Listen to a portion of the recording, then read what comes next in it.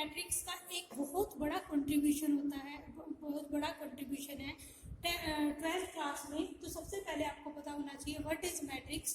तो हम मैट्रिक्स को क्या लिखते हैं? Matrix is a well defined arrangement of elements. हम क्या लिखते हैं? What is the matrix? A well defined arrangement of elements in the form of rows and columns is known as matrix. मैंने क्या बोला? मैंने बताया कि what is a matrix. Matrix क्या होती है? हमारे पास एक वेल डिफाइंड अरेंजमेंट होती है एलिमेंट्स की, किसकी फॉर्म में? नंबर ऑफ रोज और कॉलम्स की फॉर्म में। Then what is row and what is column? जैसे कि हम मैट्रिक्स जो हमारी होगी, मैट्रिक्स को हम लिखेंगे, मैट्रिक्स को हम लिखते हैं in the number of form. जैसे कि मैंने लिया एग्जांपल 3 4 5 1 2 3 एंड 3 4 5 6 7 8। हमने ये अपनी एक मैट्रिक्स एग्जांपल लिया है। हमने एक एग्जांपल लिया, दिस इज आवर मैट्रिक्स। अगर हम हॉरिजॉन्टल लाइंस को कंसीडर करते हैं कि consider horizontal line, these horizontal lines are known as row. इन हॉरिजॉन्टल लाइन को हम बोलते हैं row. This is also row and this is row. Row number 1, row number 2 and row number 3। और जो ये वर्टिकल लाइंस होती है, इन वर्टिकल लाइंस को हम बोलते हैं column. These vertical lines are columns. Column number 1, column number 2 and column number 3, column number 4. That means क्या हुआ हमारे पास कि मैट्रिक्स क्या होती है? अरेंजमेंट होती है एलिमेंट्स की in the form of row and columns. यानी रो और कॉलम्स के अंदर हम एलिमेंट्स को रखते हैं। ये जो अंदर जो एंट्री होती है ना, इनको हम बोलते हैं एलिमेंट्स ऑफ द मैट्रिक्स। हमेशा मैट्रिक्स को ऐसे स्क्वायर ब्रैकेट्स में रखा जाता है, ठीक है। नाउ ये तो थी मैट्रिक्स की डेफिनेशन। अब हम इसके बाद आते हैं what is the order of matrix. What is the order of matrix? Order कैसे निकालते हैं हम मैट्रिक्स का? ऑर्डर निकालने के लिए हम क्या करते हैं? हम देखते हैं कि हमारी जो गिवन मैट्रिक्स है, गिवन मैट्रिक्स के अंदर नंबर ऑफ रो कितनी है एंड नंबर ऑफ कॉलम्स कितनी है। नाउ हम क्या निकालेंगे? What is order of matrix. Order of matrix कैसे निकालेंगे? हम फॉर एग्जांपल लेके बताती हूँ। एग्जांपल क्या है मेरे पास? मैं एक मैट्रिक्स ले लेती हूँ, हमारी स्क्वायर ब्रैकेट्स के अंदर रखी जाती है इन द फॉर्म ऑफ कोई भी इसके अंदर एलिमेंट्स होते हैं। मैंने ले लिया E F G H I J। मैंने ये नंबर ऑफ एलिमेंट्स लिए in the they are putting in the square bracket. इनको हम रखते हैं स्क्वायर ब्रैकेट के अंदर।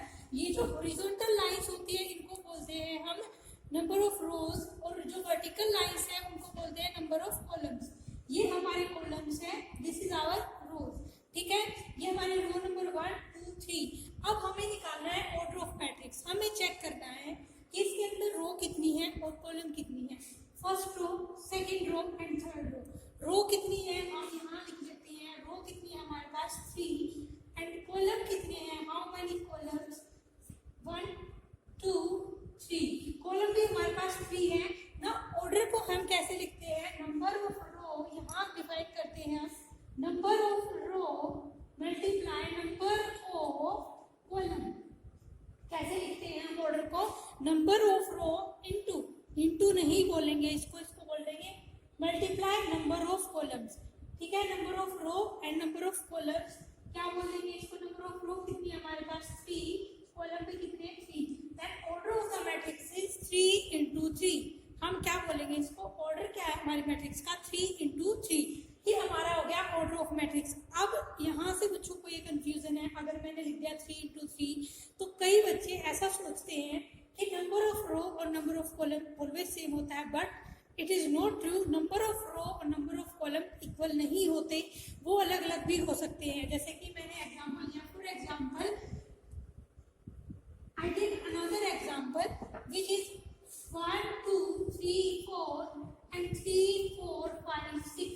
मैं ये वाला एग्जाम्पल लेती हूँ। इसका ऑर्डर कितना है? हमारे पास नंबर ऑफ रो कितनी है? 1 2 एंड नंबर ऑफ रो को हम पहले लिखते हैं हमेशा, फिर मल्टीप्लाई वाला ये साइन आता है हमारे पास नंबर ऑफ कॉलम्स कितने हैं, 1 2 3 4, नंबर ऑफ कॉलम्स कितने हैं हमारे पास 4। Then this is the matrix of 2 into 4, 2 cross 4 की हमारे पास मैट्रिक्स है। इस मैट्रिक्स का ऑर्डर है 2 क्रॉस 4। अब यहाँ तक हमने निकाल लिया order of matrix. Order of matrix को मैट्रिक्स को हम जो नोटेशन होती है वो क्या होती है, what is the notation of matrix. Matrix की नोटेशन हमारे पास क्या होती है, मैट्रिक्स को हम ऑलवेज रखते हैं इन the square bracket and Aij and m cross n, ऐसे हम डिफाइन करते हैं। इसका मतलब क्या हुआ, ए क्या है हमारा एलिमेंट, Ij क्या है number of row and j क्या है नंबर ऑफ कॉलम, यानी कि वो एलिमेंट ये बताता है आई की कौन सी वाली रो में प्रेजेंट है, ये बताता है कौन सी वाले कॉलम में। अगर मैं आई को फॉर सपोज 1 3 लिख देती हूँ, इसका मतलब क्या हुआ, फर्स्ट रो का third element, first row first second third, यानी कि फर्स्ट रो में कॉलम नंबर 3 क्या है हमारे पास 3, इसका आंसर आ गया हमारे पास 3। अगर हमें एलिमेंट फाइंड करने हो, अगर हमें एलिमेंट फाइंड करनी है इसके और हमें दे दिया जाए we have to find A13, 1 क्या बताएगा नंबर ऑफ रो को, और जो पीछे वाला एलिमेंट होगा, पीछे जो भी लिखी होगी डिजिट, वो बताएगी नंबर ऑफ कॉलम को। यानी कि यहाँ पे लिखा है 1 3, इसका मतलब हुआ first row and column number 3, जो भी एलिमेंट होगा वो हमारा आंसर होगा। इसी टाइप के चलिए एक दो एग्जांपल ले लेते हैं, क्वेश्चन करते हैं। हमारे पास क्वेश्चन नंबर 1 लेते हैं हम। क्वेश्चन नंबर 1 हमने सपोज किया हमारे पास दिया हुआ है एक मैट्रिक्स 2 3 7 3 7 8 9 8 7 और मैंने ले लिया 4 6 5, ये मैंने ले ली। सबसे पहले तो इसका ऑर्डर बताइए, ऑर्डर क्या है, फर्स्ट 1 2 3 4, कॉलम हमारे पास 4 है एंड 1 2 3 सॉरी रो हमारे पास 1 2 3 4 4 रो है, कॉलम कितने हैं 1 2 3, तो ये होगी 4 क्रॉस 3 ऑर्डर की ये हमारे पास मैट्रिक्स हो गई। अब हमें क्या बताना है, हमें इसके अगर सपोज करें हमसे पूछ लिया जाए फाइंड A31, इसका मतलब क्या हुआ, हमें A31 का मतलब 3 किसको बता रहा है, 3 बता रहा है कि थर्ड रो में कॉलम नंबर 1 कि रो नंबर 3 कॉलम नंबर 1 ये वाला एलिमेंट बताना है विच इज इक्वल टू 9। हमें पूछ ले ऐसे क्वेश्चन ही आएगा फाइंड A31, यानी A31 पे जो एलिमेंट है वो आपको बताना है, कौन सा है 31, जो आगे वाला है वो रो को बताएगा, पीछे वाला जो डिजिट है वो कॉलम को बताएगा, यानी 31 का मतलब क्या हुआ 9। हमारे पास यहाँ पे कौन सा एलिमेंट है 9, ठीक है, ये हमारे पास हो गया 31। ऐसे ही अगर आपसे पूछ ले A42, यानी row number 4 column number 2, row number first second third and 4, row number 4 column number 2 क्या है हमारे पास एलिमेंट 6। इज इट क्लियर, यहाँ तक क्लियर है, यहाँ तक किसी बच्चे को कोई आई थिंक कोई प्रॉब्लम नहीं होगी। अब उसके बाद हमारे पास आता है जैसे कि हमें दे दिया फॉर एग्जांपल, हमें ऐसे भी दे देता है जैसे i-j/2 दे दिया एंड देन आगे दे देते हैं देन फाइंड A32 ऐसे दे देते हैं। अब मैंने बताया था कि हम नोटेशन कैसे देते हैं उसकी, Aij, आई बताता है रो को, जे बताता है कॉलम को। अब आपको A32 दिया है, इसके अंदर 3 क्या है हमारा आई की वैल्यू है और 2 क्या हमारे पास जे की वैल्यू है। अब आई और जे की वैल्यू को इस वाले इक्वेशन में पुट कर दीजिए, what is I is 3 J is 2 by ये वाला 2 है that is which is equal to 1/2, यानी A3 पे जो एलिमेंट आएगा वो क्या आएगा 1/2। Is it clear. अब देखिए अब हम पढ़ते हैं टाइप्स ऑफ मैट्रिक्स। अब हम क्या पढ़ेंगे types of matrix. Then types of matrix में हमारे पास आता है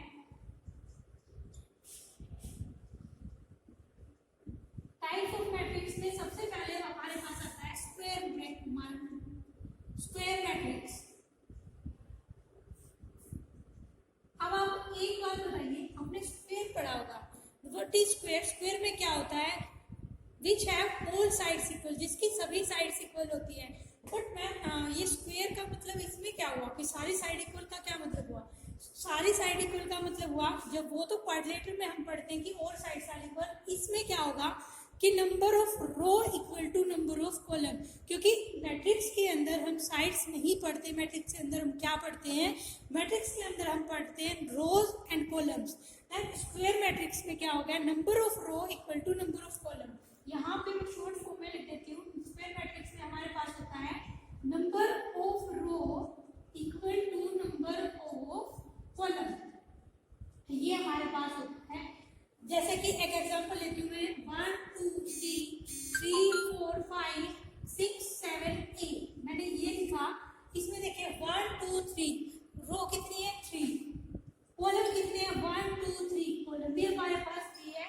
जब भी number of row equal to number of column आ जाएगा then it is our square matrix. ये हमारी कौन सी मैट्रिक्स होगी, स्क्वायर मैट्रिक्स। ये हो गया हमारा पहले वाला square matrix with example. Second type होती है हमारे पास मैट्रिक्स की which is rectangular matrix. Rectangular matrix हमारे पास कौन सी होती है, rectangular. Second is rectangular matrix. अब रेक्टेंगुलर मैट्रिक्स क्या होती है, रेक्टेंगल जिसको बोलते हैं जिसकी अपोजिट साइड्स इक्वल होती है उनको हम बोलते हैं रेक्टेंगल। बट यहाँ हम मैट्रिक्स में साइड नहीं पढ़ रहे हैं, मैट्रिक्स में हम क्या पढ़ रहे हैं, मैट्रिक्स के अंदर हम जो है रो और कॉलम को पढ़ रहे हैं। इसका मतलब इसमें number of row is not equal to number of columns होगा। क्या लिखेंगे आप, number of row is not equal to number of columns.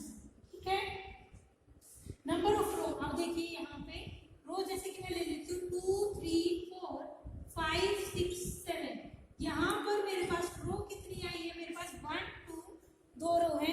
Column कितने हैं 1 2 3, कॉल नंबर ऑफ कॉलम्स है 3 एंड नंबर ऑफ रो है मेरे पास 2। ये हमारे पास है 2 क्रॉस 3। यहाँ पे number of row is not equal to number of columns है, that is its mean is it is a rectangular matrix. Rectangular matrix. अब रेक्टेंगुलर मैट्रिक्स के बाद हमारे पास आता है that is null matrix. What is null matrix, null को हम बोलते हैं जीरो। नल का मतलब क्या होता है, जीरो भी बोल देते हैं। हर टाइप हमारे पास नल मैट्रिक्स या हम इसको बोलते हैं zero matrix. Then what is the meaning of null matrix और जीरो मैट्रिक्स। जीरो का मतलब क्या होगा कि जो जीरो क्या मतलब है, रो और कॉलम को जीरो ले ले, नहीं बेटा, रो और कॉलम को जीरो नहीं लेना। इसका मतलब क्या है कि इसके अंदर एक ऐसी मैट्रिक्स जिसके अंदर हर एक एलिमेंट आपका क्या होगा, जीरो, इज कॉल्ड नल और जीरो मैट्रिक्स। फॉर एग्जांपल यहाँ पे मैं लिख देती हूँ शॉर्ट फॉर्म में, ऑल एलिमेंट्स आर जीरो। सभी एलिमेंट्स हमारे पास क्या होंगे, zero, then it is called null matrix. ठीक है, फॉर एग्जांपल के लिए हम लेते हैं, जैसे कि मैंने लिया 0 0 0 0, it is our null matrix. ये बड़ी भी हो सकती है 0 0 0 0 0 0, it is also a null matrix. मेरे कहने का मतलब ये है कि एलिमेंट जिसमें जीरो के अलावा कोई और एलिमेंट नहीं प्रेजेंट होना चाहिए तो हम इसको बोलेंगे नल मैट्रिक्स। अदरवाइज जो भी स्क्वायर मैट्रिक्स, रेक्टेंगुलर मैट्रिक्स, उसके अकॉर्डिंग नाम रखेंगे। फोर्थ हमारे पास आती है आइडेंटिटी मैट्रिक्स। क्या आती है हमारे पास, fourth is identity matrix. Fourth type है इसका identity matrix. Then what is identity matrix. Identity किसको बोलते हैं, आइडेंटिटी का मतलब होता है 1। क्या इसमें मैम हमारे पास हर एक एलिमेंट 1 होगा, नो, नहीं बेटा, ये हमारे पास एक स्क्वायर मैट्रिक्स होगी। स्क्वायर मैट्रिक्स का मतलब number of row equal to number of column होंगे जिसके अंदर डायगोनल एलिमेंट्स क्या होंगे, 1 होंगे। क्या लिखूंगी मैं, ये क्या होगी, a square matrix, square matrix in which diagonal elements are unity बोल सकते हो और आप क्या बोल सकते हो, 1। यानी कि स्क्वायर मैट्रिक्स लो, यानी कि number of row equal to number of column होगा सबसे पहले तो। फॉर एग्जांपल के लिए हमने लिया number of row equal to number of column, ठीक है। फिर हमने लिया ये हमने लिख दिया। इसके अंदर क्या होगा, बाकी सभी एलिमेंट्स जीरो होंगे, सिर्फ जो डायगोनल एलिमेंट होंगे वो क्या होंगे, हमारे पास 1 होंगे इन द आइडेंटिटी मैट्रिक्स। ठीक है, अब डायगोनल एलिमेंट किनको बोलते हैं? अब मैंने यहाँ यूज किया diagonal elements. Then what is diagonal element? Diagonal element हमारे पास होते हैं जिसमें क्या होता है, कॉलम और रो सेम होता है, जैसे कि A11, यहाँ पे नंबर ऑफ रो और नंबर ऑफ कॉलम सेम है, इसलिए A11 एलिमेंट हमारा 1 होगा। देन हम लिख देते हैं A22, इसके अंदर भी number of row and number of column equal है। A33, यानी कि number of row column same है, यानी ये जो एलिमेंट A11 पे आएंगे, यानी कि फर्स्ट रो का फर्स्ट एलिमेंट 1 होगा। A22 यानी सेकंड रो का सेकंड एलिमेंट भी क्या होगा, 1 होगा। 33 यानी थर्ड रो का थर्ड एलिमेंट क्या होगा, 1 होगा। उसको हम बोलेंगे आइडेंटिटी मैट्रिक्स। पता चला डायगोनल किसको बोलते हैं? जहाँ पे रो का नंबर और कॉलम का नंबर सेम होगा उसको हम बोलते हैं diagonal elements. The elements in which have the elements which have number of row equal to number of column is known as diagonal element. If a diagonal element is unity or one, it is known as identity matrix. Clear है? इसके बाद आपके पास आता है, इसके बाद हमारे पास आता है ट्रायंगुलर मैट्रिक्स। ट्रायंगुलर मैट्रिक्स का मतलब क्या होता है? ट्रायंगुलर मैट्रिक्स 2 टाइप्स की होती है, हमारे पास आती है, हमारे पास नेक्स्ट है ट्रायंगुलर मैट्रिक्स। अब ये ट्रायंगुलर मैट्रिक्स क्या होती है? हमारे पास 2 टाइप की होती है। एक होती है हमारे पास अपर ट्रायंगल, सेकंड होती है हमारे पास लोअर ट्रायंगल। ये भी हमारे पास ट्रायंगुलर मैट्रिक्स भी हमारे पास एक स्क्वायर मैट्रिक्स होती है। पहले तो स्क्वायर मैट्रिक्स लीजिए। स्क्वायर मैट्रिक्स का 2 3 4 0 5 6 7 8 0 0 8। इसमें देखिए मैंने क्या लिखा, डायगोनल एलिमेंट के ऊपर वाले सभी एलिमेंट्स की आइडेंटिटी कुछ ना कुछ है।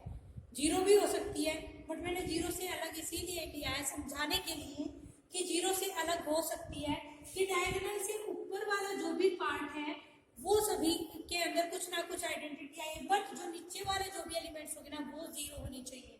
It is our upper triangular. Lower में क्या होगा? लोअर में ऊपर वाले सभी एलिमेंट्स